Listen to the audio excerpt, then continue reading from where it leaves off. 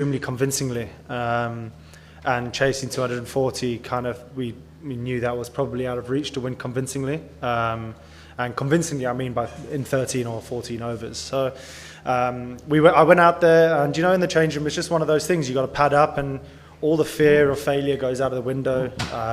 You get your pads on and you go out there and you just have a lot of fun. Batting with Martin Guptill, who's done it all around the world and scored thousands of runs. We walked out there very relaxed. We didn't feel any pressure on our shoulders at all, and on that wicket with that crowd, it was electrifying. So had a really good time. How would you rate your innings today? Since the pitch was also easy, it was giving all sport to the batters rather than to the bowlers. Yeah. And how dangerous such pitches are for the bowlers? Well, I think any time you're chasing over 200 and you chase that total, doesn't matter what the pitch is like, it's still an incredible feeling. And for me in T20 cricket, in the short format of the game, that's up there as one of my favourite ever innings. Because I was there at the end. I think a lot of the time when I've batted in limited overs as an opening batsman, I can score 100 and then I get out and they need 20 runs or so. But tonight I was there at the end, which is an incredible feeling as an opening batsman. So for sure this will go down for me as one of my greatest.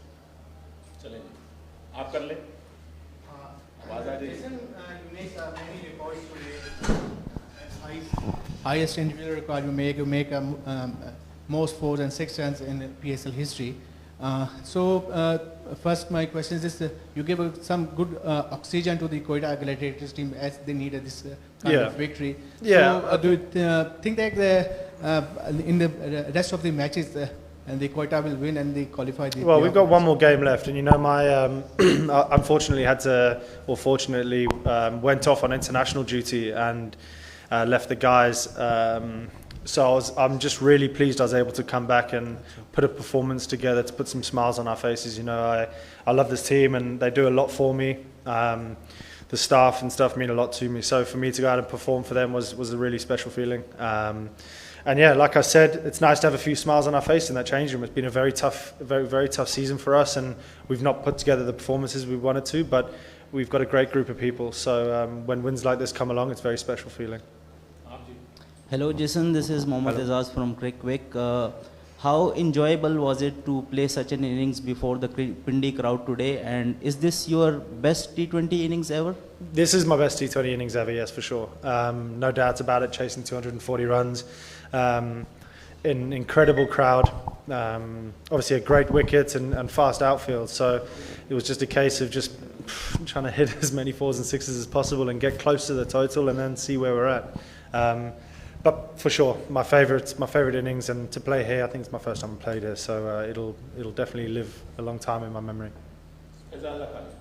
Jason, how would you describe this match over? I mean, around 500 runs being scored, 214 being chased in with 10, 11 balls remaining. Well, I mean, absolutely incredible, from boundaries. So how would you describe this match?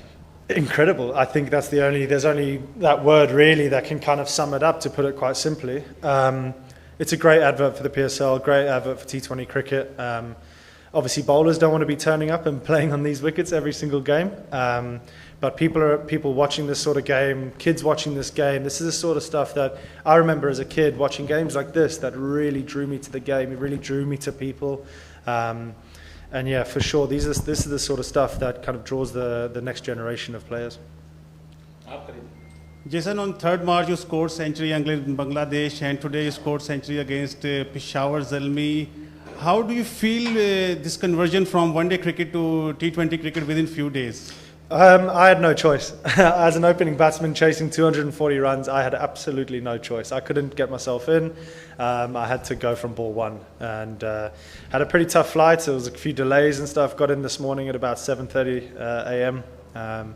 So I'm extremely exhausted. I've had about 3 or 4 Red Bulls and 2 coffees, and yeah, I might not sleep for a long time, but I'm feeling very good and on top of the world. Shakir Basiraj, fantastic innings. The Quetta team highly rely on your performance, but in the initial matches, it was just that spark we saw today was missing.